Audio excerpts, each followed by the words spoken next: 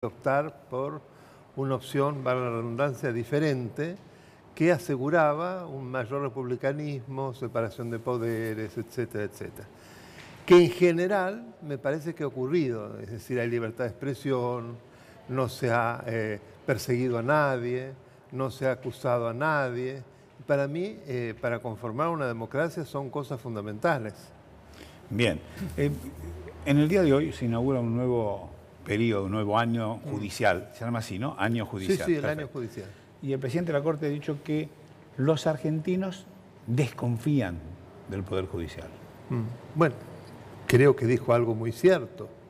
No hay más que hablar prácticamente con todos nuestros próximos y la gente que uno encuentra, y sobre la justicia tiene una desconfianza absoluta o se refieren en términos sumamente fuertes. Creo que en la mayoría de las encuestas donde se mide el grado de legitimidad y de apoyo a los distintos poderes del Estado, organizaciones, sindicatos, etcétera, el Poder Judicial está abajo de los tres poderes. Creo que el 5 o 6% de apoyo tiene solamente. Eso es realmente una cosa muy preocupante. ¿Y cómo lo ve usted al gobierno? ¿Sigue teniendo el apoyo aquel que consagra a Macri presidente o la situación económica, la situación social ha hecho decaer esta adhesión a ese gobierno? Sí, sin lugar a dudas. Eso es clarísimo. La gente, obviamente, y aquellos que no llegan a fin de mes, es muy difícil que puedan ser convencidos por un gobierno que no ha logrado satisfacer esas aspiraciones. Más, creo que en muchos casos ha ahondado de manera muy visible la situación de precariedad. Entonces yo entiendo que quienes están en esa situación es muy difícil apoyar a un gobierno en estas condiciones. Creo que debería haber una reversión, aunque sea tímida, un poco, de la situación económico-social, si no veo muy difícil que se reelija este presidente. ¿Te ve complicada en esto, digamos en la actualidad? No estamos hablando en octubre, sí. Estamos hablando hoy. Yo hablo hoy, en la foto de hoy. La foto de hoy es esa. En la Argentina de que octubre es prácticamente una era por todas las cosas que ocurren.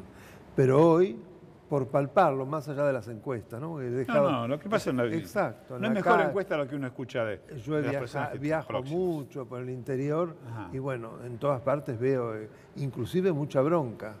Y mucha bronca que no solo proviene de sectores opositores propiamente dichos, sino de gente que ha votado a este gobierno. Hay un sector de clase media-baja, ¿sería así? Sí, Unificarlo, sí. que se siente realmente decepcionada. Desahuciada, sí, es así. Entre decepcionada y desahuciada, ¿no? Sí, es una combinación. Es una combinación. Que son cosas con matices un poco diferentes, pero que están cerca, ¿no? Bueno, también usted está duro con algunas decisiones de la justicia en relación a la corrupción. Sí. Sí está, ¿no? No es equivocado. Sin duda. Es decir, en general, nuestra justicia, y acá hablamos fundamentalmente de aquella que lucha contra la corrupción, la justicia federal penal, que es la más visible para la gente, ha sido una justicia terriblemente tiempista. Es decir, ha fallado en función del gobierno de turno y para no molestar a nadie. Y eso se agrega que muchos de los jueces de Comodoro Pi son ostensiblemente corruptos. Estamos hablando de jueces federales. Jueces federales penales son ostensiblemente corruptos. No hay más que ver el nivel de vida que llevan, los bienes que tienen, que además los exhiben, no es que uno tiene que hacer una investigación. Y ahí uno llega a la conclusión, qué difícil que una persona corrupta pueda realmente investigar y sancionar a funcionarios corruptos o que fueron corruptos. Estamos en un problema.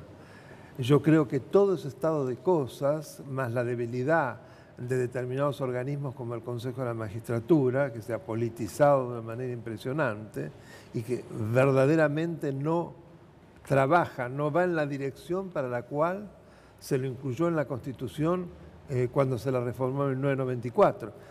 Eso, para decir simplemente dos ejemplos, hace que quienes seguimos a la justicia y además somos abogados que ejercemos la profesión, yo me siento sumamente preocupado, porque creo que si se habla de una república, la justicia es el elemento fundamental, la columna absolutamente fundamental del sostén de una república. ¿Y qué se hace? ¿Cómo se soluciona eso? Bueno, yo creo que hay que empezar de a poco. Una de las primeras y fundamentales cosas, volviendo al Consejo de la Magistratura, es modificar la ley que lo reglamenta. ¿Por qué? Porque la ley que lo reglamenta ha establecido una mayoría de miembros que provienen del sector político. Así es. Es más, tienen mayoría absoluta, 7/13. Con lo cual, lo que se había hablado de un espacio imparcial, independiente, que con criterios técnicos iba a seleccionar a la terna que iba a ser elevada cada vez que se produjera un hueco, una vacante en el Poder Judicial de algún juez, no lo es para nada, lejísimo de ello. Porque, en primer lugar, para mí ha sido un error gravísimo el haber incluido a legisladores, porque eso viola la separación de poderes. Uno no puede estar en dos poderes al mismo tiempo, legislador y miembro del Poder Judicial. Es una locura que desde el principio quedó así, pero que la verdad que es impresionante. Bueno, pero en el caso de los concursos, que parecían que, bueno, era un paso de evolución transparente, sí. Lee uno, se informa, sin saber tanto, y dice, pero ¿cómo? El que salió primero no es designado juez y es designado un señor que está en el puesto, no sé, 7, 8, 14, 23. Sí, ha pasado 14, 15. Sí, y ha pasado también que alguna vez sorprendieron a alguien copiándose en el examen. Sí, o ¿no? Le dieron antes. O le dieron antes la respuesta. ¿Y qué juez soy? Bueno. ¿Y esto? Esto, bueno, es gravísimo. Quiere decir que los concursos de los que tanto se habló, porque iban a dar elementos objetivos del modo de evaluar a una persona, se han transformado en realidad, en la mayoría de los casos, en algo que está bajo una fachada de verdadera imparcialidad y que en realidad en los hechos no lo es así. Solo con hablar con muchos de los candidatos, de los postulantes, que además exalumnos míos que dicen directamente, yo me presento porque, bueno, quiero ver, pero en realidad si uno no tiene palanca, no pasa nada. Pues no va a ser. No, hay que tener apoyo político. Claro, apoyo político. Con lo cual... Bueno, esto ocurre casi en todo el mundo ocurre esto, ¿eh? No, miré una vez una anécdota en Estados Unidos que le decían a un coronel que en lugar de buscar tanto apoyo por empresarios, por camaradas, él tenía que buscar apoyo. Si quería ascender a general tenía que buscar apoyo político, si no, no lo iba a conseguir. Esto parece algo no igual, pero parecido. Yo creo que es distinto en lo que hace a las Fuerzas Armadas, que en definitiva... Sí, pero es distinto allá. Allá y en todo el mundo integran el Poder Ejecutivo, son parte del Poder Ejecutivo. Se llevan los pliegos, llegan al Congreso y también hay una disputa allí. Sin duda, pero es a mi modo de ver otro cantar. Podríamos hablar de sistemas en los cuales realmente la elección de los jueces está rodeado de muchas garantías, lo que no implica que a veces haya un caso, pero no que sea... En algunos lugares se elige el juez. Se elige el juez por jurisdicción, por el voto popular. Sí. Algunos estados de los Estados Unidos. Sí, es así. Fiscal, el juez. Tienen que ir a la casa de cada uno a explicarle lo que va a hacer. Si digo que usted es muy duro con Cristina Fernández de Kirchner, ¿me equivoco? En realidad he sido, digamos, crítico de una gestión que desde el punto de vista de lo que yo enseño, que es el derecho constitucional, fue no deficitaria, realmente una topadora de ir destruyendo las instituciones. Entonces me costaba mucho no serlo, sobre todo teniendo un espacio en los medios que no todos mis colegas tienen.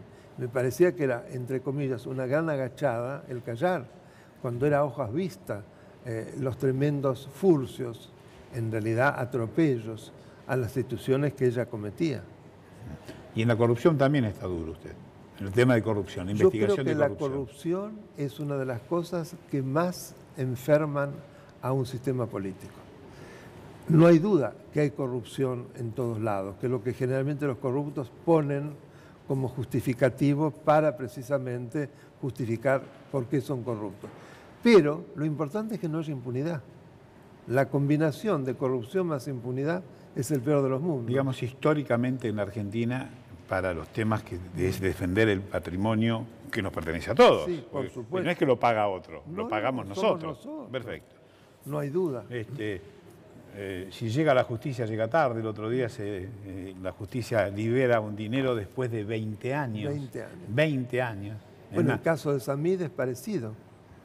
Es decir, alguien que fue acusado hace 22 años de ser el jefe de una asociación ilícita para evadir impuestos en temas vinculados con la venta de carnes, etc. Y había quedado dormida. Recién ahora fue elevado a juicio oral y van a fijar audiencias, inclusive sábado y domingo, para que no prescriba, porque estamos a pocos días de la prescripción. Eso durmió 22 años. Es imperdonable. Bueno, pero a ver, tenemos también muchas veces en que lograron la impunidad con fallos favorables, con situaciones muy difíciles. Y bueno, ¿no? El tema del sobreseimiento por enriquecimiento ilícito del matrimonio Kirchner fue una cosa de ese estilo, ¿no? Sí, pero estamos hablando concretamente también del patrimonio, ¿no? Del dinero que pasa. Sí. Acuérdese de la venta de armas. ¿En qué quedó la venta de armas? Bueno, en realidad fue condenado Menem. Sí. Pero no le dan desafuero. Claro. Porque condenado para la doctrina del justicialismo en el Senado es solamente cuando hay sentencia de firme. La Corte. ¿Y eso está mal? Claro que está mal. ¿Por qué? Está mal porque cuando ya hay una sentencia en las instancias inferiores, ya hay condena. La instancia de la Corte Suprema es extraordinaria. Solo ocurre en muy pocos casos cuando realmente están en juego principios o derechos constitucionales. Y en un condenado, en general, esto no se toma. Entonces, ya habiendo pasado en el caso penal 3 instancias, que es primera instancia, Cámara de Apelaciones y Corte de Casación Penal. Corte de Casación Penal, sí. Es de sobra suficiente, sobre todo para que una persona deje de ser senador. Ya no estamos hablando... Pero el fundamento no es sólido, pero mire, es alguien que lo eligió el pueblo, ¿no? No del caso de cualquiera. Saquemos a la señora de Kirchner, cualquiera. Bueno, a mí me eligió el pueblo, yo estoy acá. Hasta que yo no estoy condenado. A ver si después la Corte dice, no, bueno, la verdad es que usted está mal condenado, no tenía los argumentos suficientes, no había los argumentos suficientes de prueba para castigarlo con una condena. No, para mí no es así. Yo creo que una persona que ya ha sido procesada tiene que, y es funcionario público, sobre todo que ha sido Estamos hablando electo, de funcionarios públicos, de todos. Y en particular, bueno, pero en particular los que tienen más jerarquía, fueros y que son los electos por el pueblo por antonomasia, porque realmente el Congreso, digamos, teóricamente, es el gran titular de la soberanía popular. Cuando esa gente es procesada y se les inicia una causa penal, tienen, a mi modo de ver, que pedir licencia, dar un paso al costado y solo regresar cuando el proceso ha terminado, que fue el caso de Angelos. No es por defenderlo, pero fue así. No, pero digamos, es una cuestión de qué ética tenga uno, no que la ley lo ordene. Yo creo que además es que quienes lo han elegido esperan, no es solo un problema de ética, sino de uno. Porque además, si uno está absolutamente tranquilo de que no ha cometido ningún delito, ¿por qué no se presenta ante la justicia y defiende su situación? En lugar de encontrar todos los subterfugios para no ser condenado y para tener una suerte de aguantadero que es la banca del Senado, habiendo tergiversado lo que es una inmunidad. El fuero se ha ido degenerando como término porque implica un privilegio personal que la Constitución especialmente prohíbe. Tenemos un problema de mala lectura de la Constitución. Muy entonces, mala, pésima. Nos enseñan mal. Pero es que la Constitución, cuando habla de principios de igualdad, en el artículo 16, dice que en la Argentina no existen fueros personales. Los llamados fueros son inmunidades parlamentarias que en realidad han sido impuestas para defender la función, no una situación delincuencial de un legislador. Así que yo puedo decir lo que me parece y no puedo ser condenado por perjurio, por... Eso es otra cosa, la inmunidad de opinión. No, la inmunidad de opinión, pero no puedo decir, bueno, no, yo mentí en decir esto, no. Yo dije esto y no me pueden condenar porque expresé esta opinión. Siempre que no implique la comisión de algún tipo de delito que se da en muy pocas circunstancias, ¿no? En muy pocas. Por eso se habló del perjurio, no es ilimitado. Claro, no es ilimitado. Claro, no es ilimitado. Yo me refería sobre todo a la inmunidad de arresto.